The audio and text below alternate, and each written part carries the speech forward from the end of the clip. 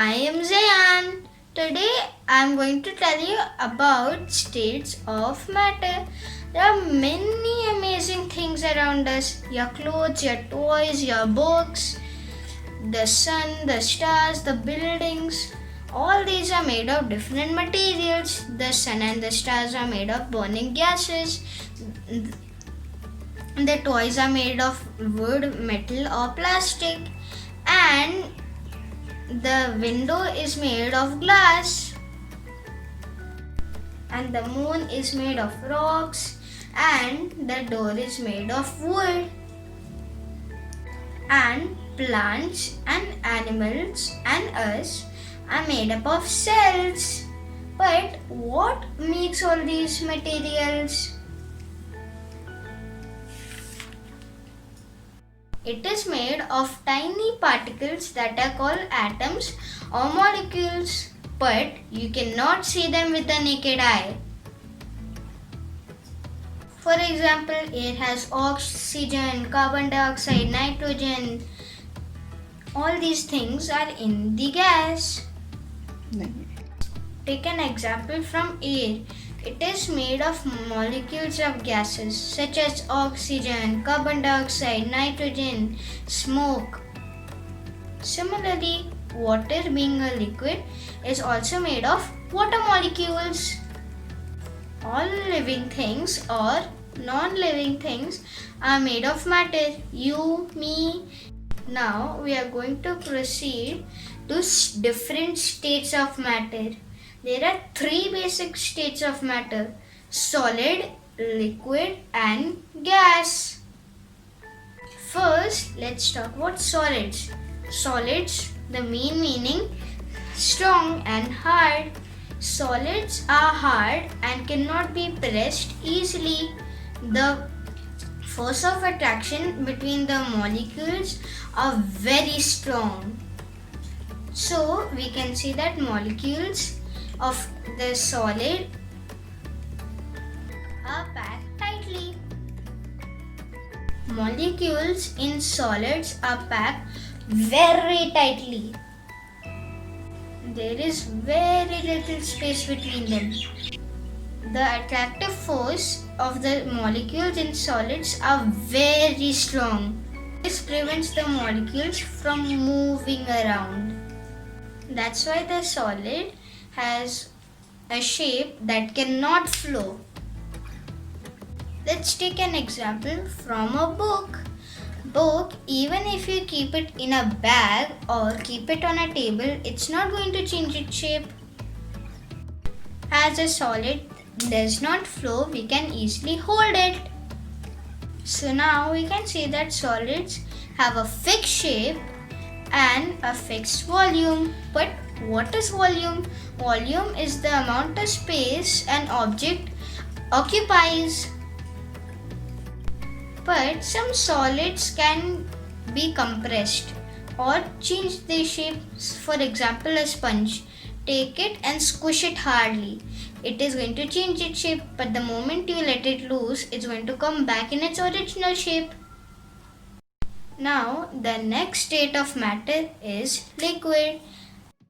Now, the second state is liquid. Liquid, but we cannot hold or press a liquid. Let's find out why. The molecules in liquids are less tightly packed than those in solids. The molecules have more space in between them because the attractive force they have is slightly weak. This makes the molecules move around. That's why liquids can flow. So you can put the liquid from one container to another. This makes it difficult for us to hold a liquid. That is why we cannot press a liquid. So they can take the shape of the container in which they are poured. Suppose the water purifier has a small tank, so the water takes the shape of that tank. When it goes down to a bottle, it takes the shape of the bottle, and when you put it in a glass, it becomes in the shape of a glass. But their volume remains the same. Now we can say that liquids have a fixed volume, do not have a fixed shape, and can flow. Now the next state is the gaseous state. Air, we cannot see it, we cannot hold it, we cannot press it. The molecules in a gas are loosely packed, even more loosely than the liquids. There are large spaces between them, and the force of attraction between the molecules are very weak. This allows the molecules to spread out freely and fill the available space. Let's take an example from the perfume. When you put the perfume on yourself, everybody can smell it in the room. And we can smell the stick from garbage even when we are passing from it from a distance. Smoke is also a gas. When you light an incense stick, a candle or a matchstick. Smoke is also a gas. It spreads and fills all the available space. So we can say that gases have no fixed volume, no fixed shape, and flow even more easier than liquids. All materials are made up of matter. Matter? What is matter? Matter is anything that has mass and occupies space. Hello everyone, I am Zayan. And I am Aris. Today we are going to do an experiment.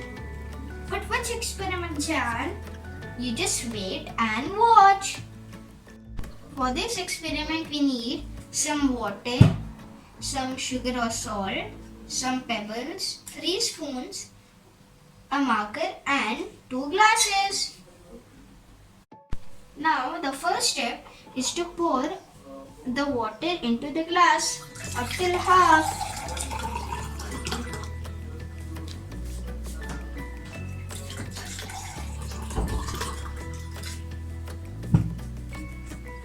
Now we have to mark the level of the water with the marker.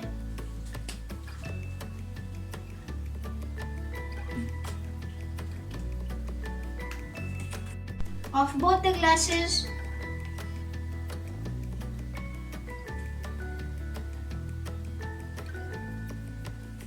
See, like this. Now the next step is to put some sugar. I'll take 3 spoons and then put them in the water.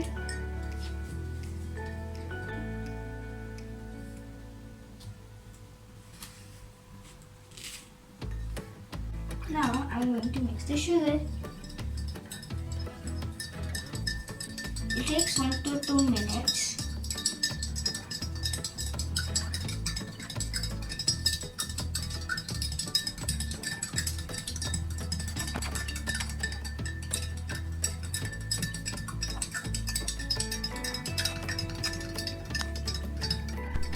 But where is the sugar now? It dissolved into the water. See everyone, the 3 spoons of sugar dissolved into the water, but the water level did not rise. Now I want to taste it. It is so sweet. Now I have taken the second glass and I'm gonna put some pebbles in it.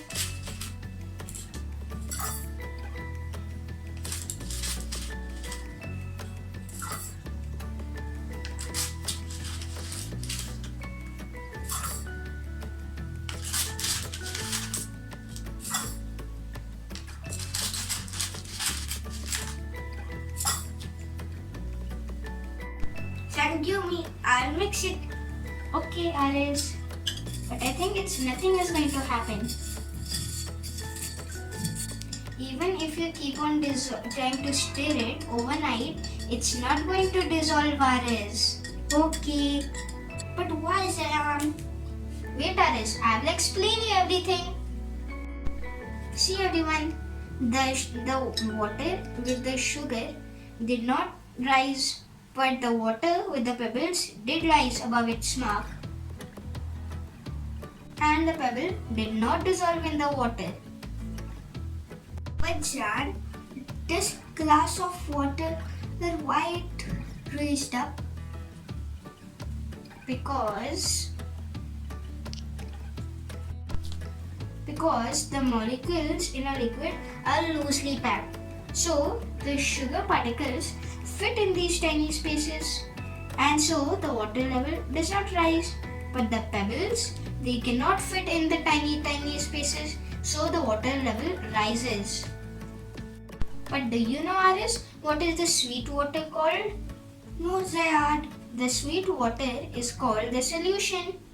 The solid that is dissolved into the liquid is called the solute, and the liquid in which the solid is being dissolved into is called the solvent. Okay, Zayan. So in this experiment, the sweet water is the solution of the sugar, that is the solute, and the water, which is the solvent. Okay, Zayan. Hope you all understand. I will call this experiment solid dissolved into liquid, but not all solids dissolve into liquids. Okay. What are you going to do, Zayan? Wait, Aris, I'm going to just pour this water in this ice tray.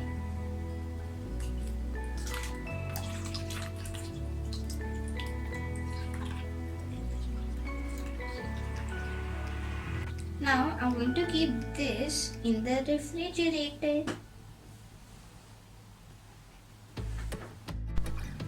Look, Aris, I kept the water in the freezer so that it would become cold and become solid. That is called ice. Aris, I have to tell you changes in the states of matter. That's why we are going to do this experiment. So, Aris, I kept the water in the fridge to cool it. After some time, maybe 1 hour, 2 hours, the water will freeze. Okay, Zayan. And it will be a solid. So freezing is the change in which liquid becomes a solid. So Aris, it has been 1 hour and the water has turned into ice. Oh, it's so cool. So Aris, now we'll have to wait maybe 30 minutes and then come back, and then the ice will change into another state of matter. Okay.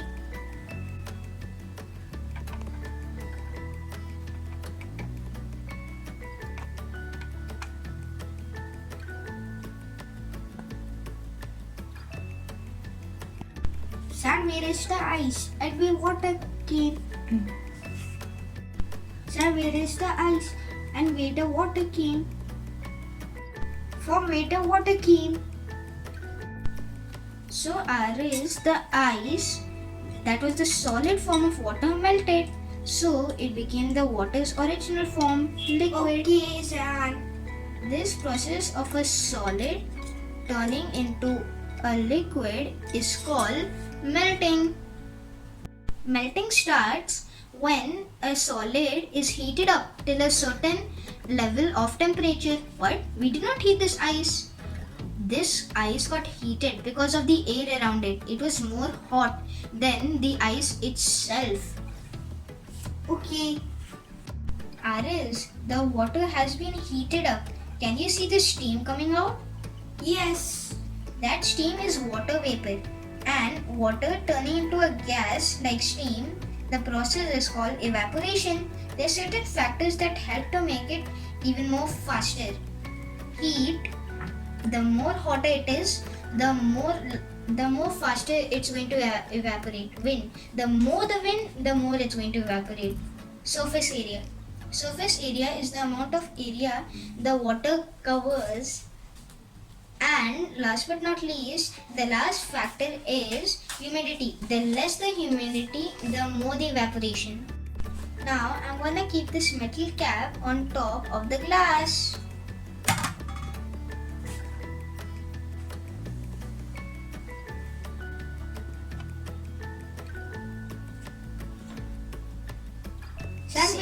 See the Aris. Sir, where the water came? See Aris, the water vapor has turned into water again. This is because the water that was hot here made water vapor or the steam that rised up, and when it come to this metal cap, then it all condensed there because the air above the water was cooler than the water. And this process is called condensation.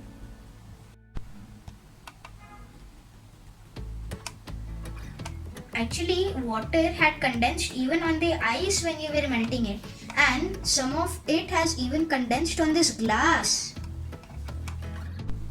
Now I hope you know about freezing, melting, evaporation and condensation. Yes, Zayan, thank you. What is this, Zayan? These are naphthalene balls. Sometimes solids change directly from solid to gaseous state without the intermediate liquid state, like naphthalene balls do. This is called sublimation. So, Aris, you have seen that we have kept these naphthalene balls in the cupboard to protect the clothes from insects. And Yes, Zayan. And have you seen that after 2 months, the naphthalene balls disappear? Yes, Zayan. You know, Aris, the naphthalene balls disappeared from the solid to the gaseous state directly without the intermediate liquid state. This process is called sublimation. Okay. Did you know that when we cool an object, then the atoms become packed even more tightly? That is how the water vapor becomes water by condensation, and the water becomes ice when you freeze it. But when you heat it, the atoms expand from each other. That's how the atoms in the solid of ice move away from each other. That makes them liquid. And when you heat them even more, then that becomes water vapor with even more space between the atoms.